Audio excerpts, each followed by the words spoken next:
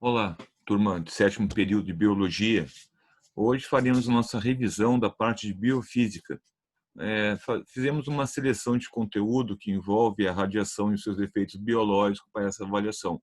Então, hoje faremos uma viagem no tempo, desde a nossa primeira aula, tentando recordar e reafirmando os conceitos que foram mais abordados durante o nosso curso. Bom, primeiro nós observamos que as ondas eletromagnéticas, elas possuem um comportamento ímpar na natureza. Elas possuem uma interação construtiva entre um campo magnético e um campo elétrico. E isso pode ocorrer durante a eternidade. Então, a partir de uma onda eletromagnética ser gerada, ela se propagará durante a eternidade, caso ela não seja atenuada por nenhum outro corpo físico. Então, se for no vácuo, ela pode se propagar durante, né, todo o tempo que existir nesse universo. A prova disso é a observação das primeiras ondas formadas pela expansão do universo há 13 bilhões de anos atrás. Então, nós observamos que as ondas eletromagnéticas, elas mostram um comportamento muito importante no universo, devido a essa capacidade de transpor a energia de um ponto ao outro. As características mais importantes de uma onda é o seu comprimento de onda, a sua frequência e a sua velocidade. A velocidade dessas ondas é dita como uma constante, chamada de constante de velocidade da luz, que é a maior velocidade encontrada no nosso universo. Essa velocidade vale 3 vezes 10 na 8 metros por segundo. Até hoje, um quesito físico de alguns pesquisadores que tentam mostrar alguns fenômenos que aumentam ou tendem a ter velocidades maiores que essa, mas são suposições e hipóteses. Hoje, nós ainda mantemos uma afirmação de que a maior velocidade atingida no nosso universo é a velocidade da luz. E ela é obtida através de uma multiplicação entre o comprimento de onda e a sua frequência. O comprimento de onda é esse lambda que existe, certo? O comprimento de onda é o tamanho de uma onda. E a frequência é o número de ciclos que essa onda efetua num segundo. Olha, observamos uma grandeza inversamente proporcional. Quanto menor a onda, mais ciclos ela vai se repetir em um segundo, certo? Temos como exemplo o raio-x. O raio-x possui um comprimento de onda, um lambda, de 0,1 a 0,5 angstrom. Bom, lembrando que angstrom é uma medida atômica que significa 10 vezes 10 na menos 10 metros. Ou seja, perdão, 1 vezes 10 na menos 10 metros. Ou simplesmente 10 na menos 10 metros. Certo? Essa medida, ela é uma medida útil por quê?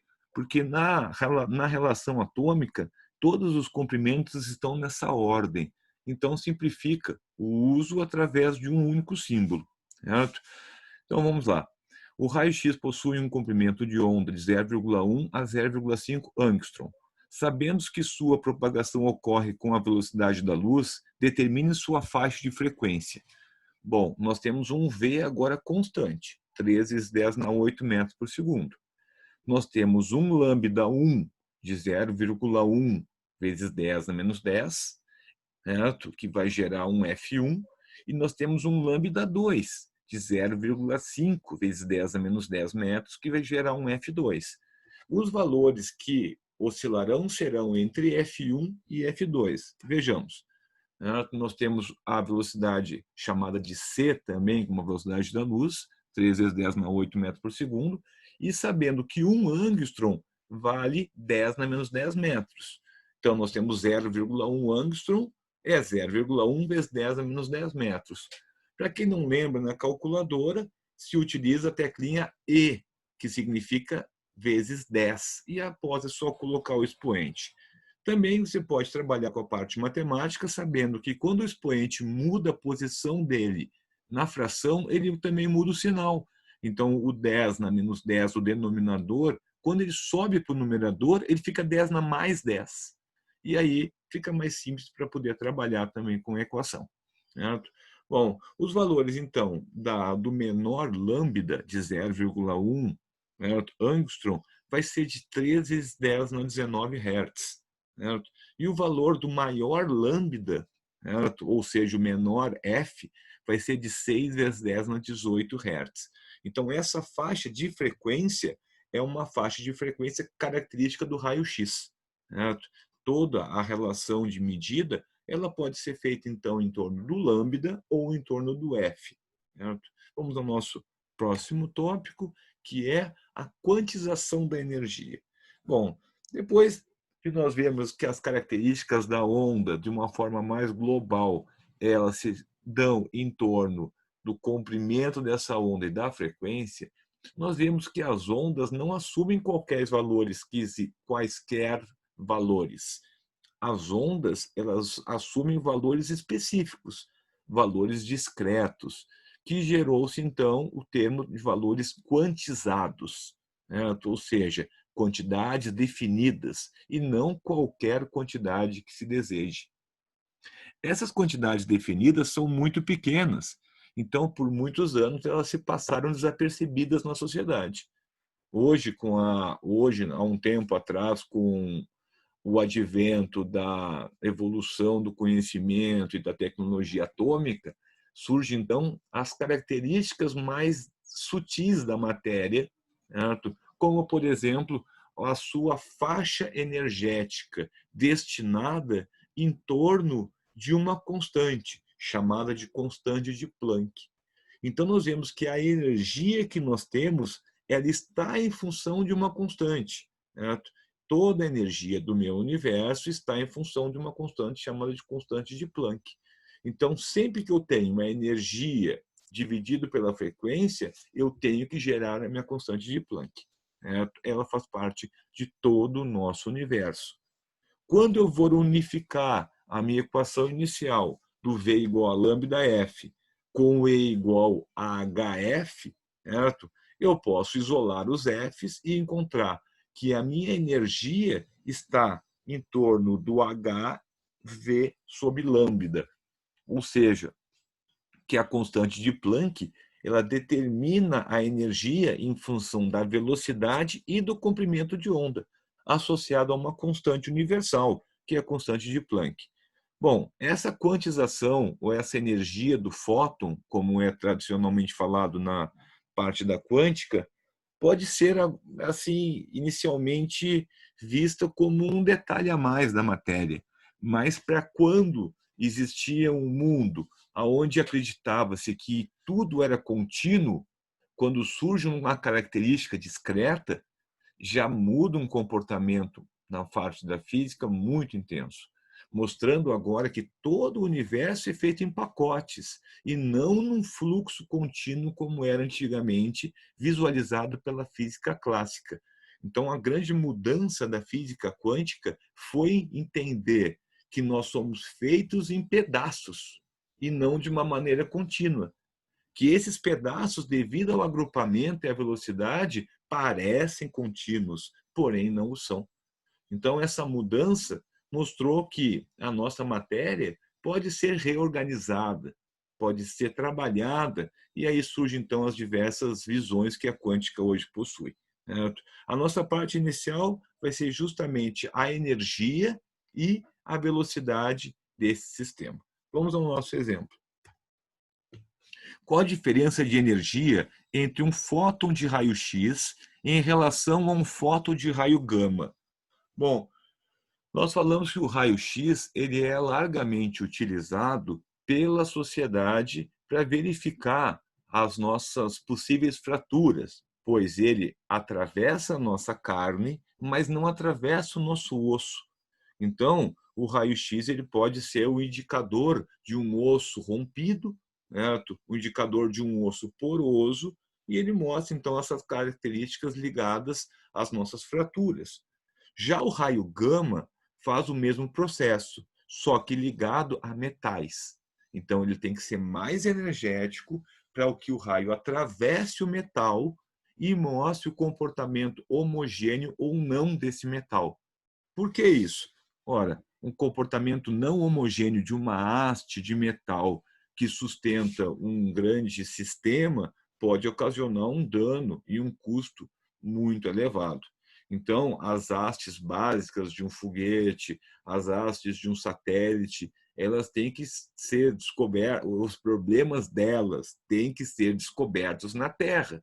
Eu não posso lançar um satélite para o espaço e descobrir que eu tenho uma trinca após ele estar em órbita. Eu jogaria bilhões de dinheiro fora com essa ação. Então, eu verifico cada material que eu produzo através de uma gamografia, a ação dos raios gama. Para o nosso corpo, o raio gama é danoso. Então, ele é útil para quê? Para sistemas que sejam mais densos do que o nosso, como os metais, por exemplo. Então, aqui nós mostramos que que o comprimento de onda do raio-x, ele gira em torno de 2 angstrom, ou seja, 2 vezes 10 na menos 10 metros. Enquanto um comprimento de onda do raio gama gira em torno de 0,1 angstrom, ou seja, 10 na menos 11 metros. Certo? Nós vimos que, certo, o raio gama, esse é um valor hipotético, porque existe uma certa ordem, certo, nessas relações ainda de tamanho. Certo? Nós fizemos o primeiro exemplo lá com raio-x de 0,1 angstrom, certo? Mas as faixas elas se tornam mais amplas, ou seja, não é um único valor, é uma faixa de valores. Então, essa faixa acaba se sobrepondo em alguns pontos como uma interface. Então, não pense 0,1 angstrom é raio-x no primeiro e 0,1 angstrom é raio gama no segundo. Certo? Ele é uma faixa de transição. Certo? Mas, nosso exemplo não é em torno da tabela, nem em torno dos valores que possuem, mas o nosso exemplo é em torno do fenômeno físico inserido. Então, não se apega aos valores e vamos entender os processos. Então, certo? O raio gama foi dito, então, como 1 vezes 10 na menos 11 metros. O H, que é a constante de Planck, 6,63 vezes 10 na menos 34 joule vezes segundo. E a constante com a velocidade da luz, 3 vezes 10 na 8 metros por segundo. Bom, a princípio, então, eu tenho essas relações de trabalho, certo? E eu quero saber a minha diferença de energia neste processo. Lembrando, veja, energia é HV sub lambda. Então, eu vou ter o meu H, que vale para os dois, o meu V, que vale para os dois. Então, como o H e o V são constantes, a minha energia está em função do meu lambda. Certo? Vejamos. Certo? O meu lambda, certo? O meu lambda, como está no denominador, quanto maior o meu lambda, menor a minha energia. Então, no raio-x, eu estou em torno de 10 na menos 16 joules, enquanto no raio gama, eu estou em torno de 10 na menos 15 joules. Isso indica 10 vezes uma relação. Certo? Porque a gente lembra, esse 10 na menos 15 é maior que o 10 na menos 16. Fazendo uma subtração dessa relação, nós vemos que a diferença por fóton, certo? Por quê? Para formalizar essa equação, eu tenho que igualar os meus expoentes. Eu não posso subtrair expoentes diferentes. Eu tenho que subtrair os números e conservar o expoente. Então, eu mudei o 10 vezes 10 na menos 16 para 1 vezes 10 na menos 15. Certo? Com essa mudança, eu igualei os dois expoentes. Essa posição aqui desse expoente foi mudado, então agora eu posso conservar o expoente e fazer a subtração. Então, nós vemos que a energia transportada pelo raio gama, certo, é 20 vezes a energia transportada pelo raio-x. Isso é algo intenso, como eu falei, nessas bandas. Certo? Porque nós podemos chegar em bandas maiores até 100 vezes a relação que existe entre um raio e outro. Uma parte importante que nós destinamos no nosso trabalho é a interface da onda-partícula. É mostrar que o universo ele não é composto de onda e partícula, e sim de um grupo associado, ou seja, cada onda existe uma partícula e cada partícula existe uma onda.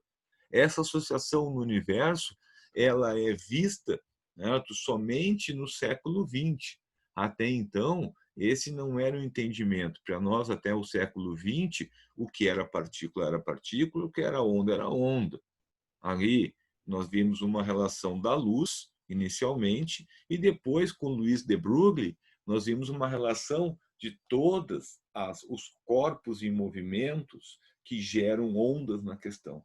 Então, nós vimos que uma relação existente entre a energia, entre a fórmula que Newton destinou para a energia, E igual a mv ao quadrado, e a forma até então vista da quantização da carga, E igual a hv sobre lambda, nós igualamos os Z's, cortamos o expoente 2 com o V, nós temos então que mv igual a h sobre lambda ou que lambda é igual a h sobre mv.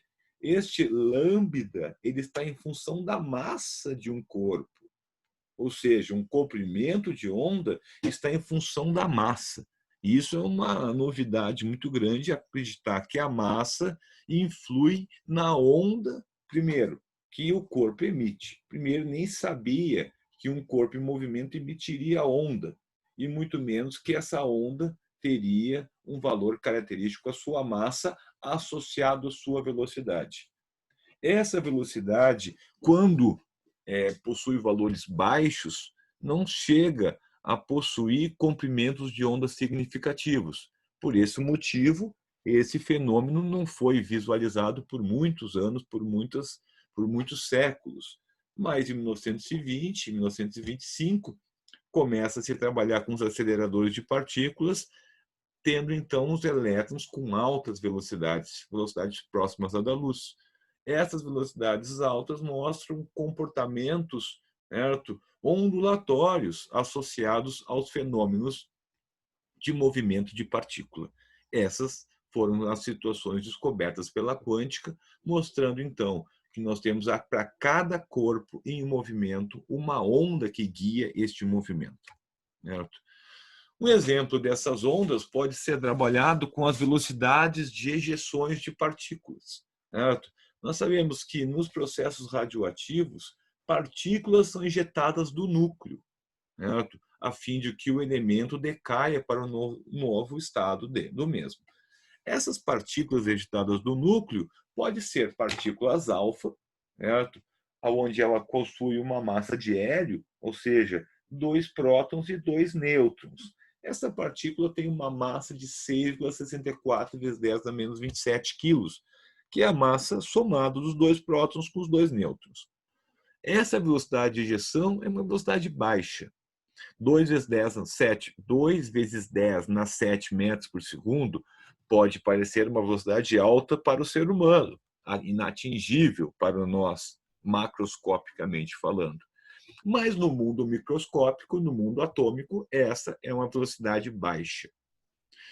No caso da partícula beta ejetada pelo núcleo, que pode ser um elétron ou um pósitron, essa já possui uma massa menor, 10 a menos 31 quilos, porém uma velocidade de ejeção bem maior.